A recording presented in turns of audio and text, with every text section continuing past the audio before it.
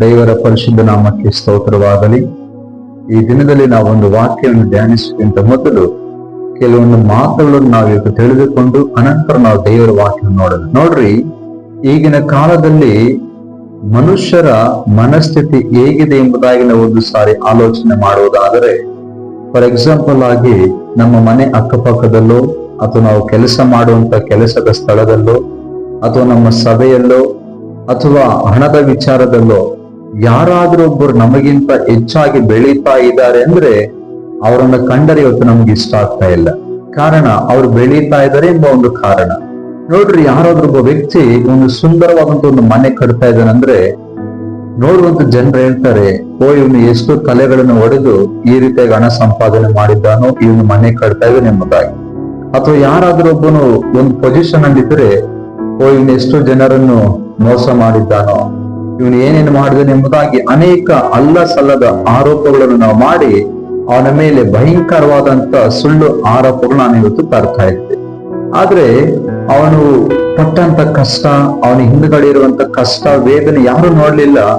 ಆದ್ರೆ ಇವತ್ತು ಅವನು ಬೆಳೀತಾ ಇದ್ದಾನೆ ಎಂಬುದಾಗಿ ಅನೇಕರು ಅವನ ವಿರುದ್ಧವಾಗಿ ಅನೇಕ ಮಾತುಗಳು ಹೇಳ್ತಾ ಇದ್ರು ವಿನಃ ಅವನನ್ನು ಪ್ರೋತ್ಸಾಹ ಮಾಡುವಂತ ಮನುಷ್ಯರೊಬ್ಬರು ಇಲ್ಲ.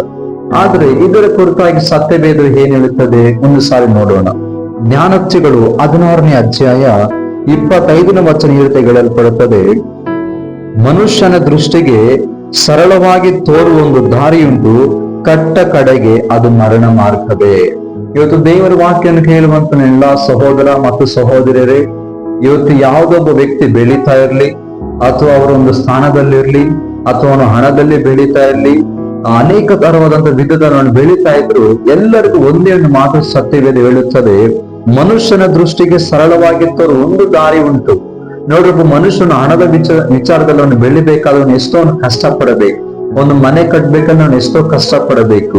ಒಂದು ಸ್ಥಾನವನ್ನು ಗಳಿಸಬೇಕು, ಅವನು ಎಷ್ಟು ಕಷ್ಟಪಡಬೇಕಾದ್ರೆ ನಮ್ಮ ಮನುಷ್ಯರ ದೃಷ್ಟಿಗೆ ಸರಳವಾಗಿ ತೋರುವ ಒಂದು ಮಾರ್ಗ ಉಂಟಂತೆ.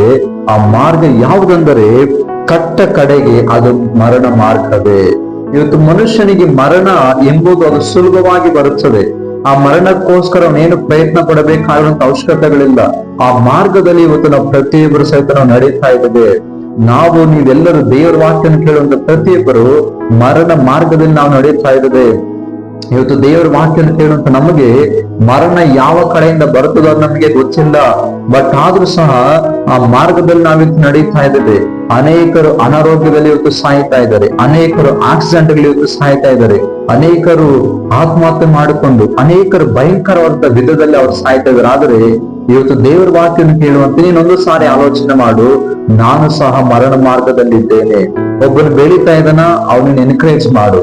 ಒಬ್ಬ ನಿನಗಿಂತ ಉನ್ನತ ಸ್ಥಾನದಲ್ಲಿದ್ದಾನ, ಅವನು ಹೋಗಿ ನೀನು ಪ್ರೋತ್ಸಾಹ ಮಾಡು, ಒಳ್ಳೇದೆಂಬುದಾಗ ಒಂದು ವಿಶ್ ಮಾಡು. ಅದು ಬಿಟ್ಟು ಅವನು ಬೆಳೀತಾ ಇದ್ರೆ ಅವನು ನೀನು ಕೀಳುವಾಗ ಅವನು ನೋಡಿ ಅವನು ಮಾತನಾಡಿದರೆ ಕಟ್ಟ ಕಡೆಗೆ ನಮ್ಮೆಲ್ಲರಿಗಿರುವಂತ ಒಂದೇ ಮಾರ್ಗ, ಅದು ಕೇವಲ ಮರಣ ಮಾರ್ಗ. ಇದು ದೇವರ ವಾಕ್ಯವನ್ನು ಕೇಳುವಂತ ನನ್ನೆಲ್ಲಾ ಪ್ರೀತಿಯ ಸಹೋದರ ಮತ್ತು ಸಹೋದರಿಯರೇ, ನಮ್ಮ ಮುಂದೆ ಯಾರಾದ್ರೂ ಸಹ ಒಬ್ಬರು ಬೆಳೀತಾ ಇದ್ರೆ ಅವ್ರನ್ನ ನಾವು ಪ್ರೋತ್ಸಾಹ ಮಾಡಬೇಕೆ ವಿನಃ ನಾವು ಯಾವತ್ತಾಗಿ ನಾವು ಡಿಸ್ಕರೇಜ್ ಅನ್ನೋದು ಮಾಡಬಾರದು. ದೇವರೊಂದು ವಾಕ್ಯವನ್ನು ಈ ವಾಕ್ಯದ ಮೂಲಕ ನಿಮ್ಮನ್ನು ನಿಮ್ಮ ಕುಟುಂಬವನ್ನು ಹೇರಳವಾಗಿ ಆಶೀರ್ವದಿಸಲಿ.